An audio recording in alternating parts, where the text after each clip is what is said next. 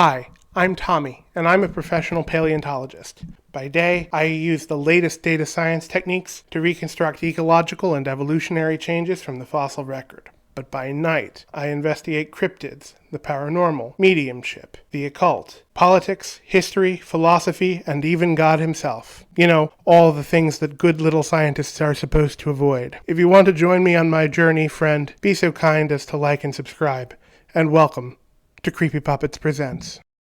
Hey folks, so it's my first week back. I needed to take a break from my health.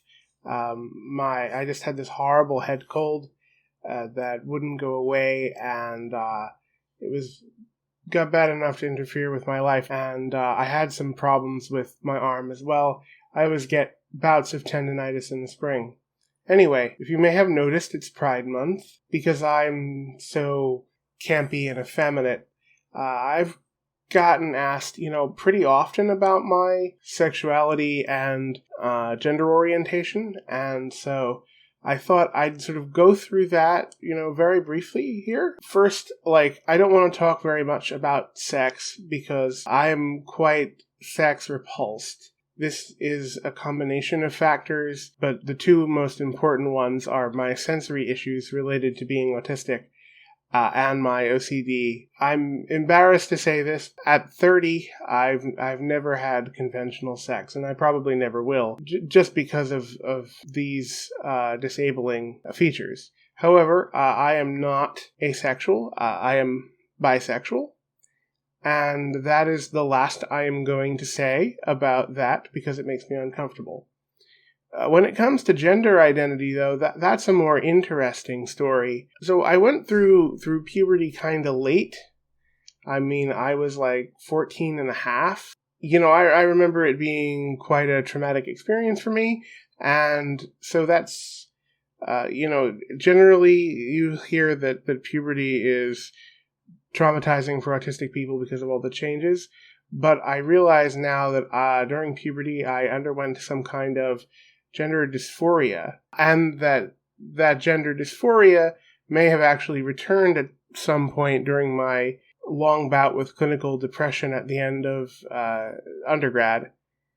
And, I wouldn't have known this if it weren't for the fact that I actually started listening to what trans and non-binary people had to say in their experiences. So I would say I probably identify pretty strongly with the non-binary experience. It's not just the bouts of dysphoria and the uncomfortability with puberty, but also, my self-image is incredibly androgynous and in my head. I find referring to myself as a man to be uncomfortable sometimes, but I'm not really a big fan of using they, them pronouns or it just seems to me like an imposition on everyone else. So I'm fine with he, him pronouns, even though it makes me admittedly a little bit uncomfortable. So one of the early experiences I had with non-conventional sexuality and gender expression was when I was 15, I read Anne Rice's Sleeping Beauty trilogy, which are a series of BDSM-themed novels.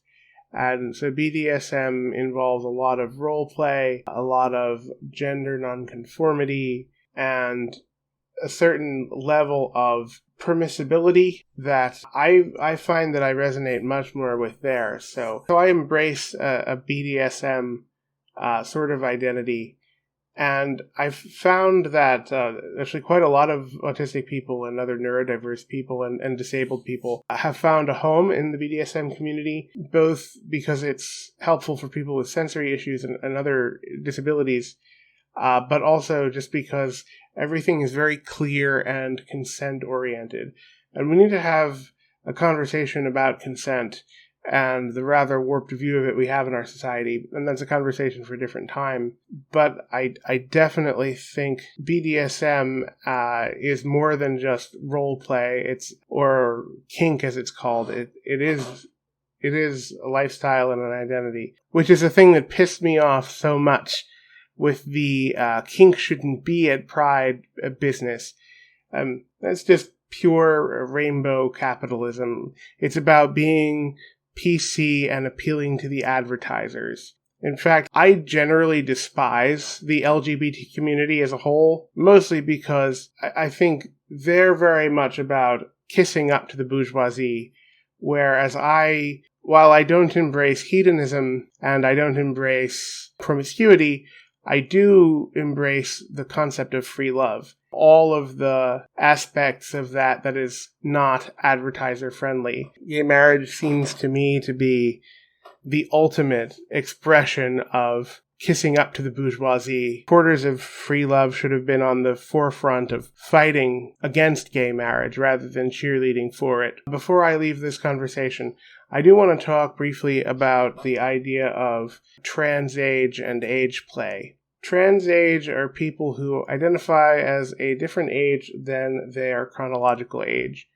Now, research into this field is somewhat preliminary, but social emotional delay is a real thing, and so people may be a different age emotionally than they are chronologically.